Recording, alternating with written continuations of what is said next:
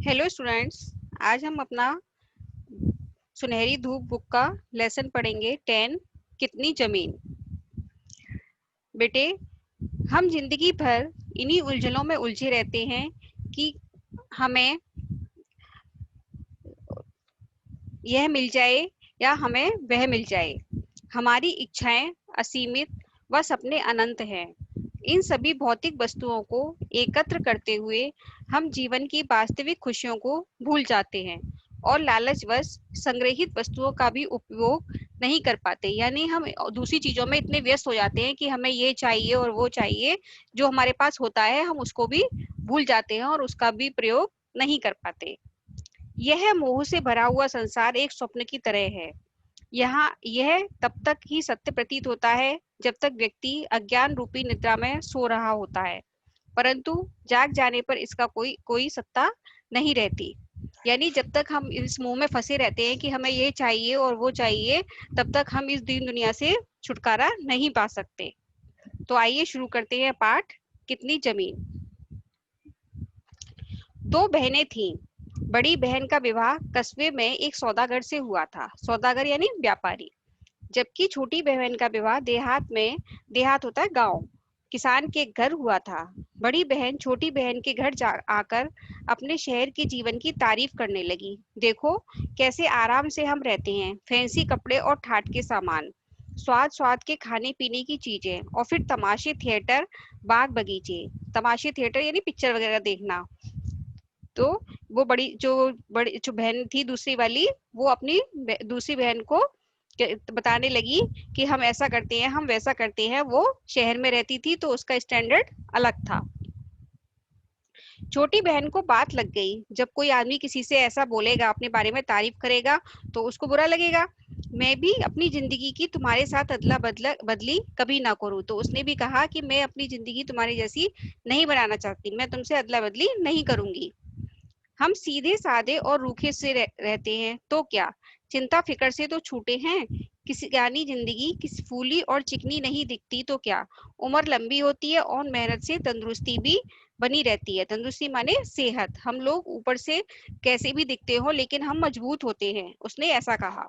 छोटी बहन का पति दीना ओसारे में बैठा औरतों की बातें सुन रहा था। ओसारा होता है बरामदा। उसने सोचा कि बड़ी बहन तो खरी है, बात आग आई गई हो गई। उसने सोचा बड़ी बहन जो है वो सही बात कह रही है, लेकिन उसने उसको जो बीच में बोला नहीं। एक दिन दीना घर के ओसेरे में बैठा हुआ था कि एक सौदागर उधर से गुजरता हुआ उसके घर आया। आप देख रहे हैं ना, इसमें एक सौदागर दिखाई दे रहा है, वो इसके घर आया। उसने बताया कि दरिया के किनारे कोलों की बस्ती है। कोलो एक प्रकार की जाति होती है, कोल उनको कहते हैं कोल। कोलों की बस्ती है। वहां जमीन बहुत उम्दा है, यानी उपजाऊ है, अच्छी है। उम्दा माने अच्छी, वहां की जमीन बहुत अच्छी है। दीना के मन में अभिलाषा हुई। उसने सोचा कि मैं यहाँ तंग सकरी सी जगह में पड़ा क्या कर रहा हूँ। तंग सकरी यानी छोटी सी, जबकि दूसरी जगह मौका खुला पड़ा है। यहाँ की जमीन घर बार बेचकर नकदी बनाकर वहीं क्यों ना पहुंचूं और नए सिरे से जीवन शुरू करके देखूं।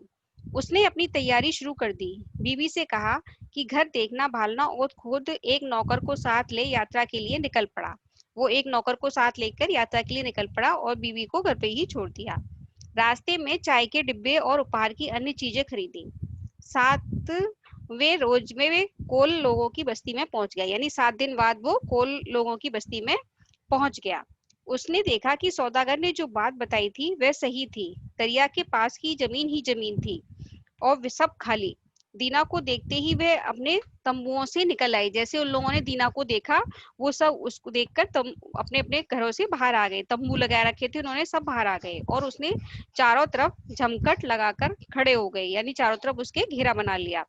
उसमें से एक दुभाषिए के माध्यम से दीना ने उन्हें बताया, दुभाषिए यानी दो भाषा बोलने वाले, कि जमीन की खातिर आया है। वे लोग बड़े खुश मालूम हुए।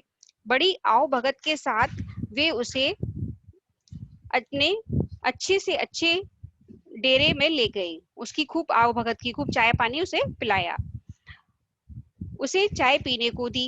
दीना ने भी उसके अपने पास से भेंट की जाने वाली चीजें निकाली और सबको थोड़ी थोड़ी बांटी। कोल लोग बड़े खुश थे। फिर दुभाषी ने उन्हें बताया कि मेहमानों को समझा दो। दुभाषी ने उन्हें समझाते हुए कहा कि ये लोग कहना चाहते हैं कि हम आपके आने से खुश हैं। बताइए कि हम आपको कौन सी चीज है, हमारे पास कौन सी चीज है जो आपको सबसे पसंद है, ताकि हम उसी से आपकी खातिर कर सकें। दीना ने जवाब दिया कि जिस चीज को देखकर मैं खुश होता हूँ वह आपकी जमीन है। हमारे यहाँ जमीन कम है और वह इतनी उपजाऊ भी नहीं है, लेकिन यहाँ तो उसका अंत ही नहीं है और यह जमीन उपजाऊ भी खूब है। मैंने तो अपनी आंखों से यहाँ की जैसी धरती कहीं नहीं देखी, यानी उसको उनकी जमीन बहुत अच्छी लगी। दुभाषी ने दीना की बात अपने लोगों को समझा दी।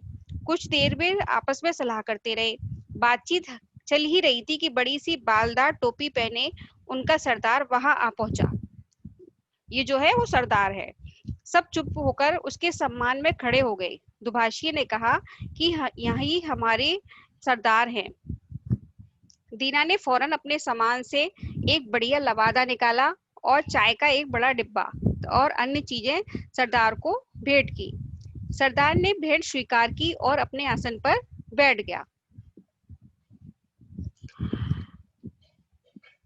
उसने बात दीना की तरफ मुताबिक होकर हिंदुस्तानी में कहा, इन भाइयों ने जो कहा ठीक है, जितनी जमीन चाहो चुन लो, हमारे यहाँ उसका घाटा नहीं है। दीना ने सोचा कि मैं चाहे कितनी जमीन ले सकता हूँ, पक्का करने के लिए दस्तावेज वगैरह भी तो चाहिए। दस्तावेज यानी कागजात, नहीं तो जैसे आज इन्होंने कह दिया कि यह तुम्हारी है, पीछे वैसे ही उसे ले भी तो सकते हैं। दीना ने कहा, सुना है यहाँ पर एक सौदागर आया था, उसको भी अपनी जमीन दी थी और उस जमीन का कागज पक्का कर दिया था। वैसे मैं ही चाहता हूँ कि कागज पक्का हो जाए। सरदार समझ गया, बोला, हाँ जरूर, यह तो आसानी से हो सकता है। हमारे यहाँ एक मुंशी हैं, कस्बे में चलकर लिखा पढ़ी पक्की कर ली जाएगी और रजिस्ट्री हो जाएगी। दीना ने पूछा, कीमत की दर क्या होगी?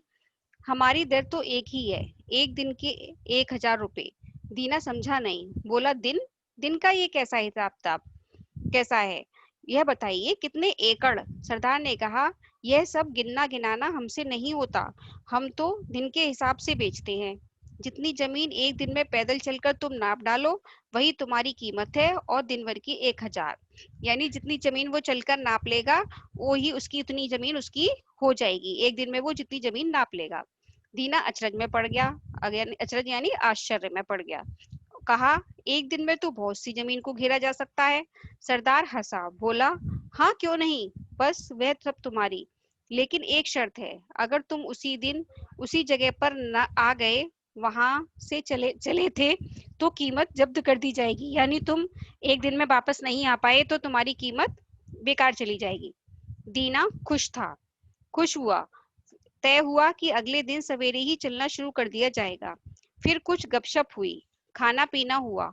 ऐसे ही करते कराते रात हो गई। दीना बिस्तर पर लेटा तो रहा, पर उसे नींद नहीं आई।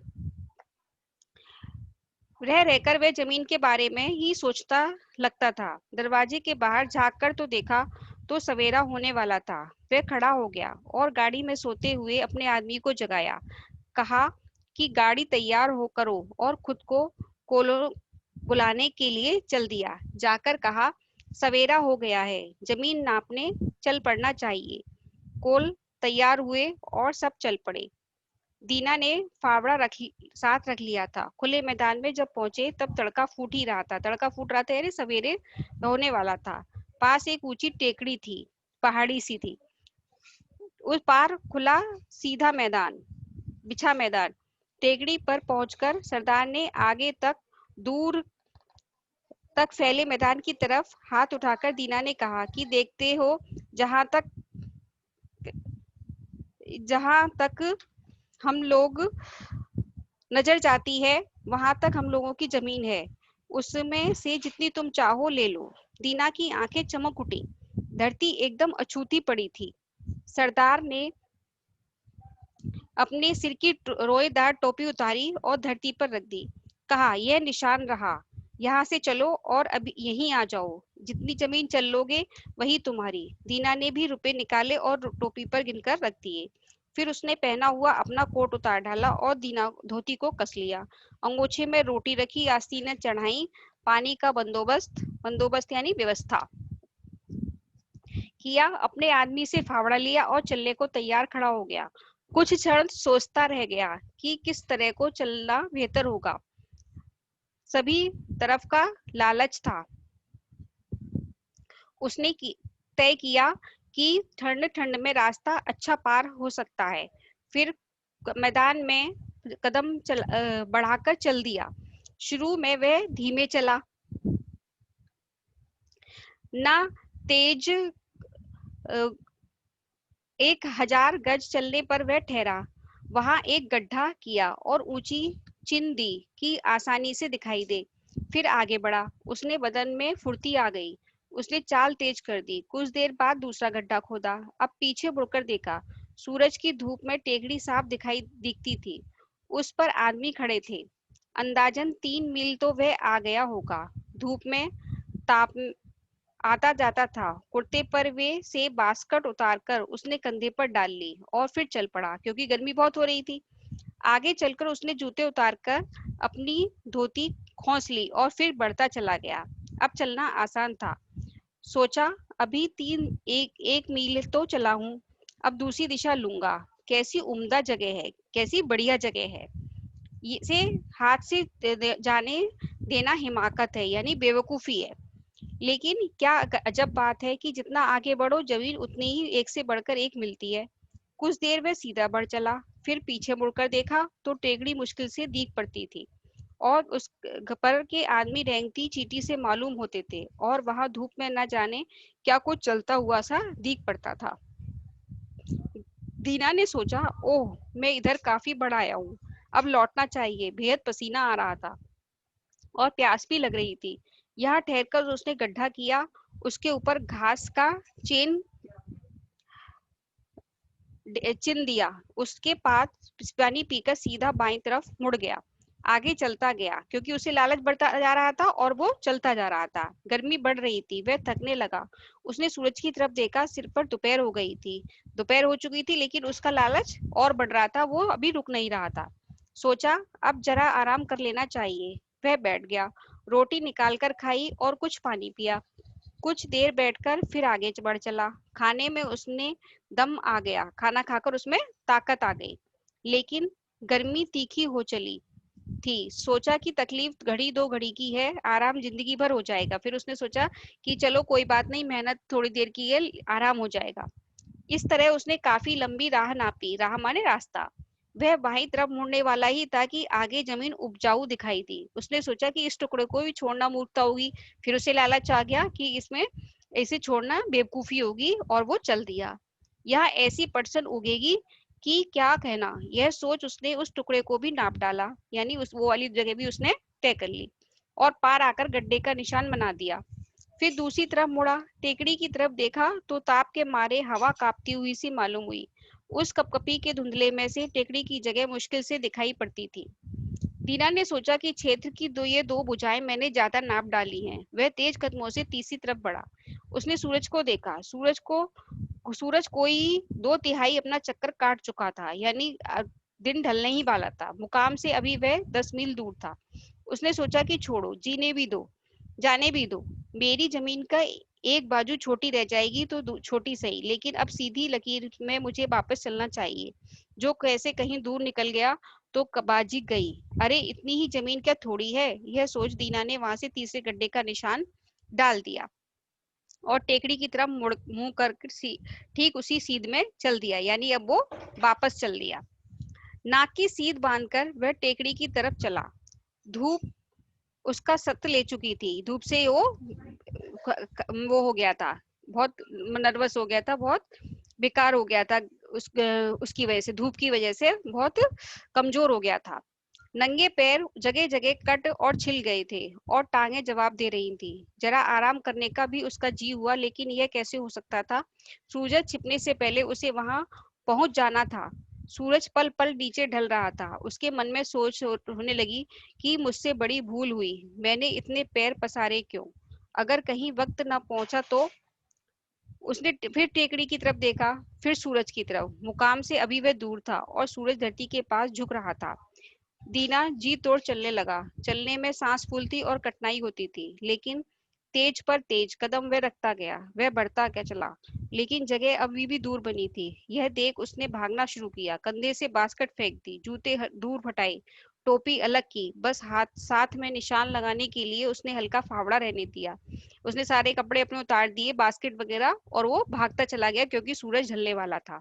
रह रहकर सोच सोच होती कि मैं क्या करूं, बना बनाया काम बिगड़ा जा रहा है। अब सूरज छिपने में पहले मैं वहां कैसे पहुंचूंगा। अब उसको परेशानी ये हो रही थी कि मैं सूरज डूबने से पहले वहां कैसे पहुंचूंगा, क्योंकि अब सूरज ढलने वाला था और उसके पहले मन में लालच था, इसलिए वो जमीन नापने में लगा हुआ था। वो टाइम से घर नहीं पहुंच टाइम से नहीं लौट रहा था। इस सोच और डर के कारण वह और हाँफने लगा, क्योंकि वो जल्दी जल्दी चल रहा था, जल्दबाजी कर रहा था। तो उसका सांस फूलने लगा। वह पसीना पसीना हो रहा था, धोती गीली होकर चिपकी जा रही थी और मुंह सूख रहा था, लेकिन फिर भी वह भागता ही जा रहा था। छाती उसकी लोहार की धौकनी की तरह चल रही थी। फिर दिल भीतर हथौड़ी की चोट सा धड़कने लगा। उधर टांगे बेबस हुई जा रही थी। दीना को डर हुआ कि इस थकान के मारे कहीं गिरकर ढेर न हो जाए। वह दौड़ता ही गया। आ- आगे को लोगों की आवाज सुनाई पड़ती थी। वे उसको जोर जोर से बुला रहे थे। इन आवाजों से उसका दिल और सुलग उठा। अपनी आखिरी ताकत समेट कर वह दौड़ा। वो पूरा जोर लगाकर दौड़ा। सूरज धरती से लगा जा रहा था। तिरछी रोशनी के कारण वह खूब बड़ा और लहू सा लाल दिख रहा था। जब सूरज ढलता है तो वो लाल रंग का दिखाई देता है। अब वह डूबा, अब डूबा। सूरज बहुत नीचे पहुंच गया था, लेकिन दीना भी जगह के बिल्कुल किनारे आ लगा था।